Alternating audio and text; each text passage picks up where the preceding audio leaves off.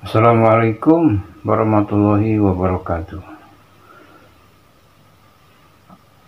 Sehat walafiat, sobat-sobat, teman-teman dan saudara-saudara, wabil khusus saudara-saudaraku di Lamunan Harta Islami Channel. Ya, pada kesempatan ini ada sesuatu informasi yang menarik buat kita semua, ya. Pasca atau setelah ditetapkannya Hasto Sekjen PDIP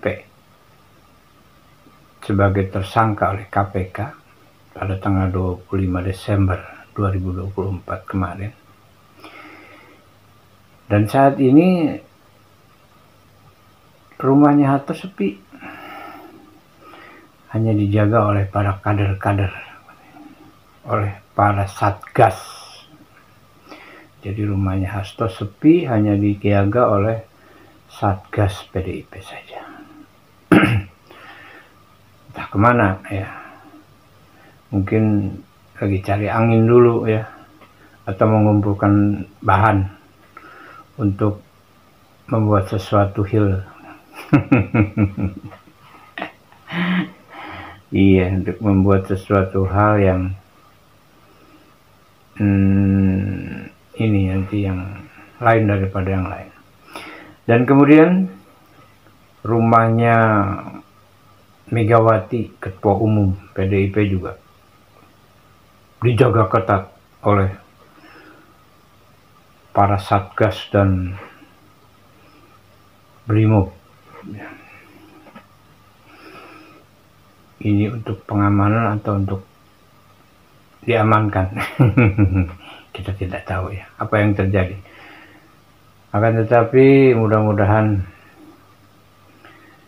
KPK bisa menjalankan misinya atau tugasnya dengan tanpa pandang bulu, sesuai dengan apa yang sudah dan sering kita dengar, bahwa penegakan hukum harus dilakukan tanpa pilih bulu, tanpa pandang bulu, yang kuning, yang hijau, yang merah.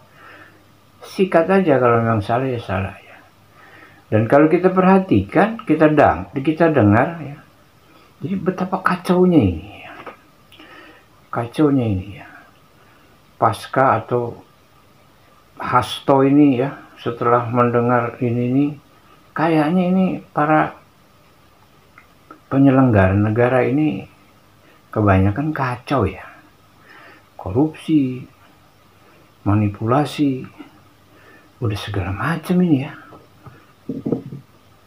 Jadi kita sebagai rakyat ngedengerinnya juga pusing-pusing dikit, kok begini ya penyelenggara negara ya. Kok kayak gini ya penyelenggara negaranya. Waduh, cak-cakan ya, nggak taunya acak-acak ya. Kotor, tidak ini ya, terdengarnya tidak indah ya, para penyelenggara negara ini yang korup, yang waduh ya, yang segala macam, yang kita yang hidup dan kita sebagai rakyat susahnya minta ampun ya, cari makan juga waduh ya. Cari sehari uang 50.000 aja sulitnya kayak apa, harus mengayuh pedal sepeda, pedal beca ya. Tapi mereka yang menikmati uang rakyat yang miliaran bahkan triliun, seperti apa ya. Nah itulah sahabat, saudara-saudara, mudah-mudahan mereka semua yang memang melakukan hal yang salah dan telah mengkhianati rakyat dan bangsa ini pasti akan mendapat karma atau balasan dari Allah Subhanahu wa Ta'ala. Itu pasti, sebab sudah memang ditentukan, sudah ada ketentuannya. Ya baik, untuk kali ini yuk kita dengar nih suara opung perbelak ya, yang penuh canda dan tawa yang lucu-lucu nih. Lucu-lucu tentang pasca Hasto Kristianto dinyatakan sebagai tersangka oleh KPK. Tinggal siap-siap saja, siapkan kain selimut, bantal, untuk dibawa nanti ke rumah tahanan ya. Ya baik saudara-saudara, yuk kita simak dan kita dengarkan ya apa kata Opung Perbelak nih yang sudah dan sangat edukasi ya buat kita semuanya, dan kadang-kadang informasinya bagus dan perlu kita dengarkan ya. Dan Opung Perbelak ini cukup banyak memberikan satu pengalaman dan pengetahuan kepada kita semua. Ayo kita simak apa kata Opung Perbelak. Selamat menyimak, tapi jangan lupa di like, di subscribe, dan di komen. Bagi yang sudah subscribe, saya ucapkan banyak terima kasih. Mudah-mudahan mendapat balasan dari Allah. Amin ya robbal alamin. Menurut pemantauan di lapangan dan berita, ya pasca ditetapkan Hasto sebagai tersangka, rumahnya kelihatan sepi.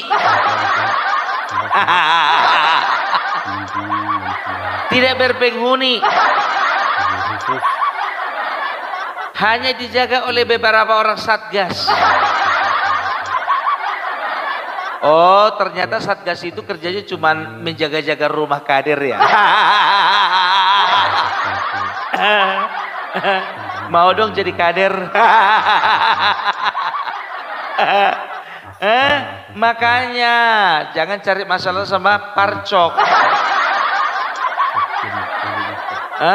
Kalau misalnya kau baik-baik kemarin tidak menghambing hitamkan bapak kepolisian, kau kan bisa minta tolong sama pihak kepolisian untuk menjaga rumahmu, iya kan?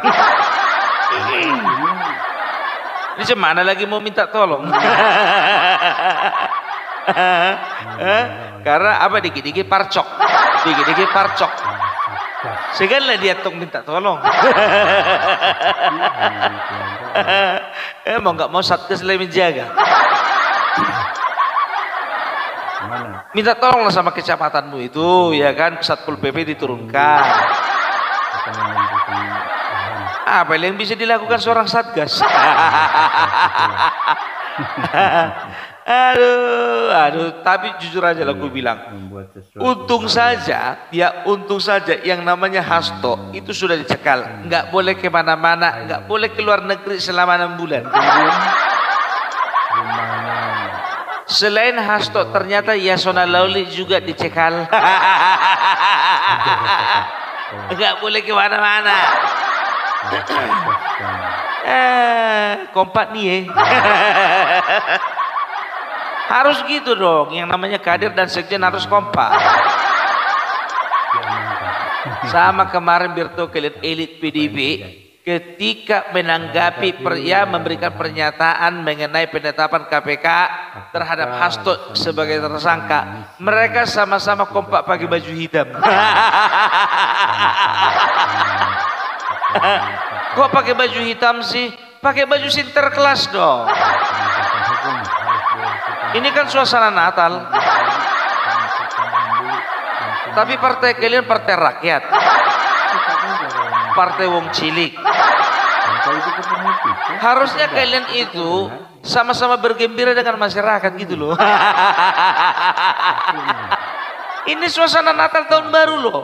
Ya, itu namanya kalian tidak menghargai masyarakat kalian yang kebanyakan pemilihnya juga memakai baju Sinterklas.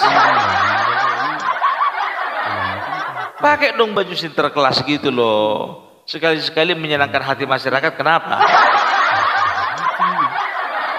Ini dipakai baju hitam. Menggambarkan masa depannya ya. Aduh, kelihatan ini gimana nih 2029 ini. Atau mau ganti warna partai? Yalah, tapi bukannya bilang apa tahu ndak kalian. Kalau ditanya ya siapa yang paling bertanggung jawab ya dengan suasana di dalam partai PDIP. Ya, biar ku bilang sama kalian, pokoknya yang bertanggung jawab adalah mereka sendiri. Mereka sendiri. Ya, jadi mereka ini kan berpendapat bahwasanya ada pihak-pihak luar, ya, ada orang luar yang ingin mencoba-coba menggagalkan kongres mereka di bulan Maret 2025. Ku bilang sama kalian, nggak ada untungnya. Ngapain? Ya, ngapain diobok-obok? Tapi sebetulnya begini sih, kalau secara politik itu bisa saja terjadi, ya kan? Yang sekarang begini, tapi jangan terlalu cepat mengambil kesimpulan bahwasanya orang luar yang melakukan tindakan seperti itu gitu loh, ya, ya bikin out-outan gitu loh, ya, bikin bikin recok gitu Partai PDI Perjuangan. Jadi begini, ya, kalau bisa ku bilang, aku lebih setuju orang yang cari gara-gara sama partai PDIP, ya, sehingga mereka lagi menghadapi situasi yang carut marut itu sebetulnya mereka sendiri, ya. Karena apa? Karena begini, ya, tidak semua orang di PDIP itu suka dengan yang namanya Hasto, suka dengan namanya Ibu Megawati secara leadership. Kenapa bilang? Ya, karena ini kita harus tahu, ya. Ini mulai dari pemilu legislatif kemarin. Pemilu legislatif kemarin ternyata banyak, ya, kader lama. Aku nggak tahu karena kepentingan apa, ya, mereka yang harusnya punya kesempatan untuk mengikuti pemilu, yang mengikuti pertarungan di dapil-dapil masing-masing, yang dilempar ke dapil orang lain. Contohnya Marwara Sirait, ya, itu dia harusnya bisa menang di Sumedang, Subang, dan juga Majalengka. Tapi karena Bang Marwara Sirait ini kemarin itu dilempar ke Bogor, akhirnya nggak dapat suara. Ternyata setelah ku baca berita dan ku simak, ya kan, ku analisa, ternyata Marwara Sirait bukan satu-satunya orang yang dicampakkan begitu saja. Itu pertama, ya, yang pertama. Baru yang kedua, masalah pilkada kemarin, banyak kader mereka, ya, yang tidak mendapatkan rekomendasi oleh karena berbagai situasi, ya, tidak mendapatkan rekomendasi dari, ya, ketua DPD ataupun juga dari sekjen ataupun bahkan dari ketua umum. Ya, contohnya di daerah kami ini, ya, itu yang namanya Nixon Nababan nggak dapat rekomendasi, malah Edi Ramayadi yang orang luar dapat rekomendasi. Loh, jangan bilang kayak gitu, Bung. Edi Ramayadi udah jadi kader partai PDIP. Ya itu kan kemarin karena mau dicalonkan. Dan ku bilang sama kalian, Nixon Nababan bukan satu-satunya calon kepala daerah yang punya kesempatan bertarung menjadi cagup, ya, yang digantikan posisinya dengan orang lain. Tapi ada banyak calon-calon kepala daerah lainnya yang asli kader tapi tersisihkan oleh karena satu dan lain hal, ya, terlebih lagi sebetulnya lebih menjaga dari perasaan dari ketua DPD dan juga sekjen dan juga ibu ketua umum, kan begitu. Menjaga perasaan itu berbicara tentang, ya, menjaga perasaan hati, yang kedua menjaga perasaan dompet. Ya, aku nggak bisa belak-belakan sih ngomongnya. Ya kan begitu. Kalau misalnya contohnya, ya, ada misalnya di satu situasi di mana kader mereka sebetulnya punya potensi tapi nggak punya uang. Ada orang yang bukan kader tapi punya uang. Rata-rata yang itu yang dipilih daripada kader sendiri. Kan begitu, ya. Sekarang masalah elektabilitas, contoh seperti Nixon Nababan, ya, dia tidak mendapatkan rekomendasi dari partainya untuk maju sebagai calon gubernur. Karena apa? Elektabilitasnya rendah. Edi Ramayadi yang bukan kader, elektabilitasnya tinggi. Jadi mereka lebih mengutamakan hitung-hitungan daripada perasaan kader. Itu dia. Ya, ingat, pemilu, satu, banyak yang sakit hati. Yang kedua, pilkada itu banyak juga yang sakit hati, baik di tingkat provinsi dan juga tingkat kabupaten. Baru yang ketiga, yang ketiga ini pasti ada sangkut pautnya dengan pemecatan 27 kader. Sekarang begini, ada di antara mereka kalau bisa ku katakan ku bagi menjadi dua kelompok. Kelompok pertama dari yang dipecat itu adalah orang-orang yang sudah mengundurkan diri. Itu yang pertama. Baru yang kedua, mereka dipecat sebelum mengundurkan diri. Kan begitu. Nah, orang-orang yang dipecat sebelum mereka mengundurkan diri, mungkin saja mereka itu ada di provinsi, mungkin saja ada di kabupaten, Dan tahu enggak kalian, perasaan mereka dipecat tapi karena tidak mengundurkan diri itu lebih sakit daripada dipecat karena sudah mengundurkan diri. Apa bisa kalian jamin atau kita jamin orang-orang yang dipecat PDIP akan diam begitu saja? Coba. Bisa jadi begini, orang-orang yang dipecat kemarin, mereka akan membangun sebuah kekuatan dan menjalin komunikasi, dengan kawan-kawan mereka yang masih ada di dalam. Nah, disitulah mereka mulai membuat sebuah permainan yang tidak terbaca oleh Hasto Kristianto dan juga Ibu Ketua Umum. Ini contoh-contoh yang ada di Tapanuli Tengah, Kalau nggak salah aku ada 3 atau 4 anggota dewan, anggota DPR di Tapanuli Tengah yang dipecat gara-gara tidak mau mendukung Masinton. Di antara mereka pasti ada orang yang sudah memperjuangkan berdirinya PDIP, bahkan wakil ketua DPRD sendiri pun dipecat. Itu perempuan yang kemarin ditarik-tarik karena baju lehernya itu sampai lepas kancing bajunya katanya. Kena pecat itu, kan? Aku udah kuperiksa semua dari 27 kader mereka yang mereka pecat, itu 4 itu ada di daerah Tapanuli Tengah. Makanya aku bilang, jadi jangan kalian kira bahwasanya mereka itu diam-diam saja. Mereka pasti akan membangun kekuatan, mereka yang satu irama, yang satu frekuensi, yang satu visi, yang tidak suka dengan kepemimpinan yang kemarin, yang sekarang ini, jadi mereka pasti akan membuat manuver-manuver, kan begitu, Contohnya spanduk, Coba perhatikan kalian, spanduk yang ada di Jakarta yang mengatakan bahwasanya Megawati ilegal. Coba bayangkan kalian, Megawati ketua umum sendiri dikatakan ilegal. Bisa dikatakan begini, kalau orang luar jujur saja, kalau aku kayaknya nggak percaya kalau itu adalah ulah orang luar, itu pasti orang dalam sendiri. Kecurigaan, yang pertama alasanku mengatakan itu bukan orang luar, nggak ada untungnya. Karena apa? Karena satu-satunya partai di luar pemerintahan yang sekarang lagi anjlok-anjloknya cuma partai PDIP. Kalau yang lain-lainnya itu sedang merayakan kemenangan, merayakan kegembiraan, gitu loh. Dan aku yakin yang di Jakarta itu sebetulnya bukan isu lokal Jakarta sendiri, tapi itu sudah menjadi ungkapan perasaan mereka, untuk skala nasional, gitu loh, karena apa, sudah menyentuh nama Ibu Ketum.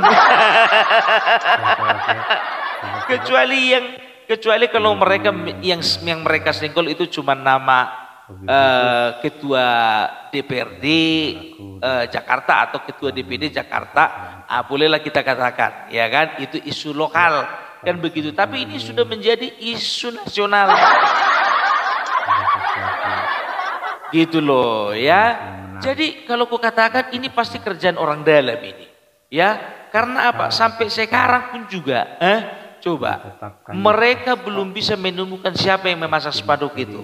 Yang pertama, kenapa mereka tidak bisa menemukan? Karena mereka tidak berani lapor polisi. Kan bisa saja diinvestigasi kan begitu kan, dilakukan penyelidikan, iya kan? Tapi siapa yang berhak melakukan penyelidikan dan juga memiliki kemampuan penyelidikan yang luar biasa selain daripada kepolisian? Tapi apa mau ditaruh di mana muka mereka minta tolong sama bapak-bapak di kepolisian, padahal mereka selama ini sudah mengkambing-hitamkan kepolisian. Mau di mana taruh mukanya? Ya, itu dia. Coba bayangkan kalian, bapak-bapak kepolisian ini jujur aja aku bilang ya, masalah obat-obatan terlarang narkoboy gampang aja dapat. Masalah judai ya itu gampang. Ya masalah apa namanya kasus-kasus berat ya lebih berat, jauh lebih berat daripada masalah cuma kasus spanduk doang. Itu bisa terungkap. Ini masalah spanduk sampai sekarang belum terungkap. Mananya satgas kalian? Mananya tim investigasi kalian? Ya kan? Itu dia. Jadi udahlah ya, untuk kalian yang ada di dalam sana, kalian sadari bahwasanya kalian itu sedang menyakiti sebagian besar warga dari partai PDIP sendiri. Dan inilah situasi inilah yang dimanfaatkan ya orang-orang PDIP yang sekarang masih nongkrong di dalam, yang masih ingin bertahan di dalam, yang menginginkan perubahan, kan begitu. Kalian kira orang paling senang itu Pupar Bela kalau Hasto ditetapkan jadi tersangka? Bukan, tapi orang yang kontra dengan namanya Hasto Kristianto. Ya, kalian kira semuanya orang suka sama si Hasto di PDIP itu? Kurasa ada yang joget-joget. Itu dia. Baru kelompok yang tadi yang satu lagi ku bilang ya adalah orang-orang yang dipecat itu adalah orang-orang yang mengundurkan diri. Karena apa? Mereka terpaksa mengundurkan diri.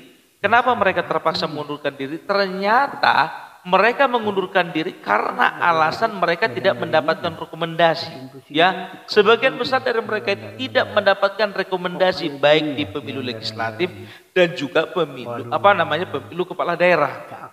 Gitu loh. Ada seperti di Bali, di Kalimantan, ya, termasuk kalau nggak salah itu di daerah Papua. Ada itu, ya. Beberapa orang mengundurkan diri oleh karena apa? Karena mereka tidak mendapatkan rekomendasi dari pusat, dari atas gitu loh. Jadi kalian kira mereka diam saja? Enggak.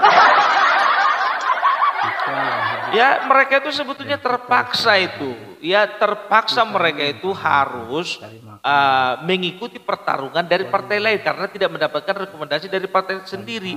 Dan alhamdulillah puji Tuhan. Ya terima kasih banyak untuk masyarakat Indonesia. Karena apa? Ada beberapa di antara mereka mengundurkan diri dan memilih dari jalur partai lain dan mereka menang. Mereka menang.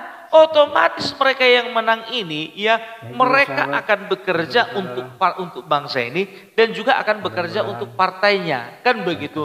Tapi maaf, mereka juga tidak melupakan apa yang dilakukan partainya kepada mereka. Itu makanya aku bilang di antara mereka itu masih banyak sebetulnya yang cinta dengan partai mereka. Cuman ketua umum udah gak cinta lagi sama mereka. Bisa dikatakan itu kan cinta bertepuk sebelah tangan itu. Apalagi yang mau diharapkan dari cinta bertepuk sebelah tangan? Jelas kan? Jadi kalau misalnya daripada elit PDIP mengatakan bahwasanya ini adalah kerja daripada orang luar, ku bilang sama kalian 65% enggak, ini kerja orang dalam ini. Apalagi ada rumor mengatakan bahwasanya Bapak Joko Widodo itu sebetulnya dari awal sudah ada rencana untuk merebut kursi ketua umum. Ini loh, kalau bicara tentang Bapak Joko Widodo dan juga Ibu Megawati, ya kasar katanya begini. Ya, Ibu Megawati sebetulnya sayang dengan Bapak Joko Widodo dan Bapak Joko Widodo pun juga masih hormat, masih respect dengan yang namanya Ibu Megawati.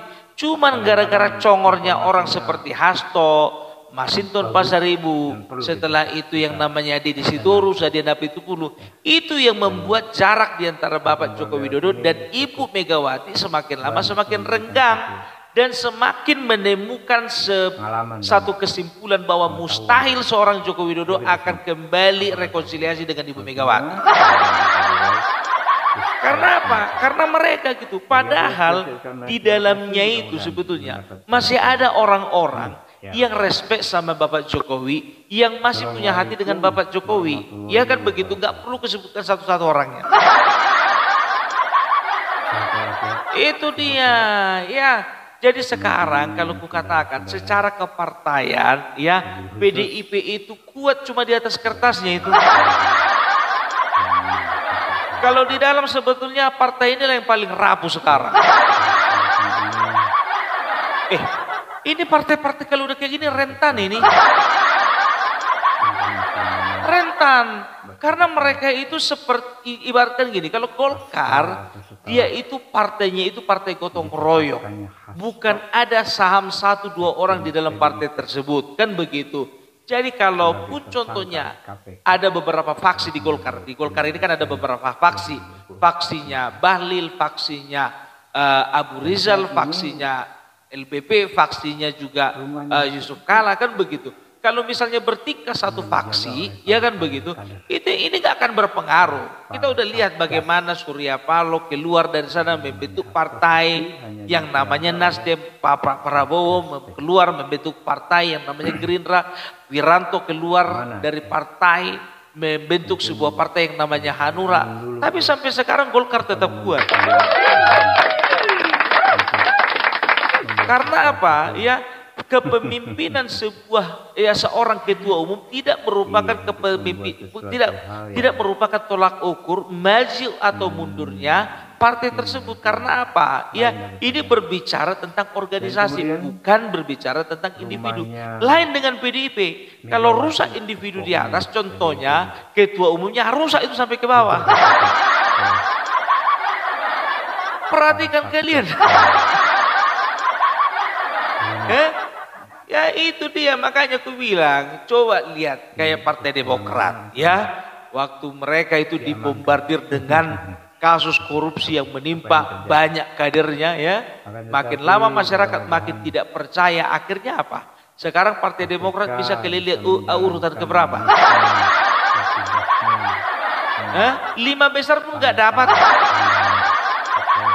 Padahal tahun 2000 kalau tidak salah tahun 2009 ya, 2009 atau 2004, 2009 mungkin ya, 2009 itu bisa dikatakan itu menjadi puncak Partai Demokrat mendapatkan juara pertama, ya perolehan tertinggi untuk pemilu legislatif, kan begitu. Pernah merasakan di posisi itu gitu loh ya.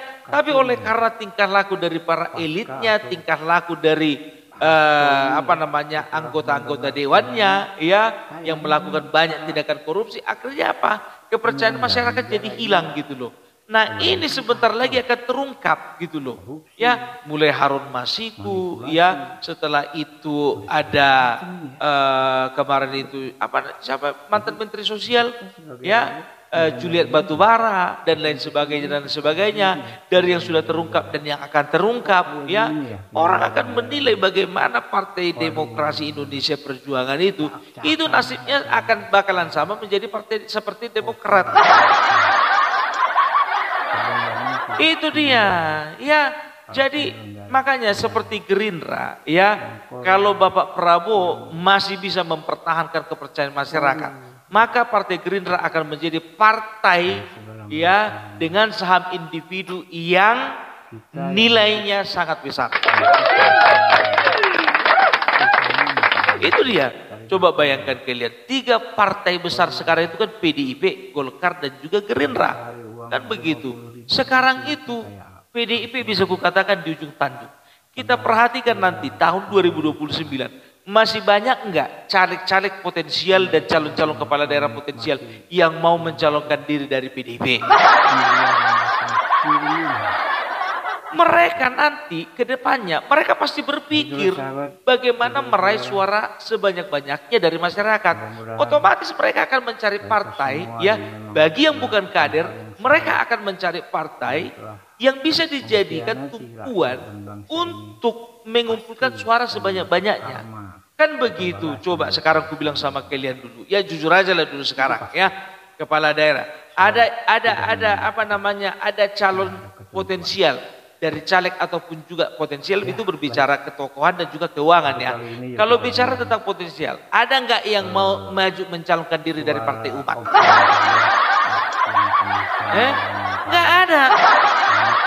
Kalau partai pengusung mungkin iya.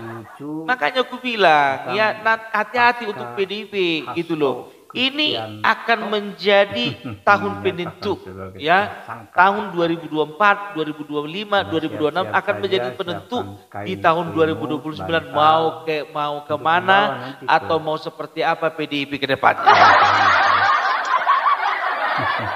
Ya kan? Tergantung. Apalagi biar tahu kalian sekarang itu, ya, aku dengar kabar, ya, itu yang namanya Hasto Kristianto namanya sudah hilang dari website PDIP.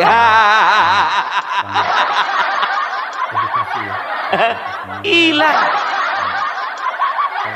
Coba bayangkan kalian, ya kan? Sekarang mereka sedang mempersiapkan sebuah nama untuk menggantikan Hasto Kristianto. Kan begitu. Ku bilang sama kalian, percuma mau gimana pun juga kalian ganti modelnya, ya. Kalau memang di dalamnya masih terdapat konflik dan juga di dalamnya masih masih terpecah belah, ya, itu akan susah maju PDIP ke depan. Makanya ini PR bagi PDIP banyak ini, ya kan? Mereka harus pastikan bahwanya di dalamnya itu satu komando. Ini kan ada beberapa komando ini. Di Ketum memang satu komando. Satu level di bawah Ketum, ya, di tingkat DPP ada beberapa komando itu. Gitu loh, ya. Itulah dulu menurut Opung Parbelak. Jadi salam NKRI harga mati.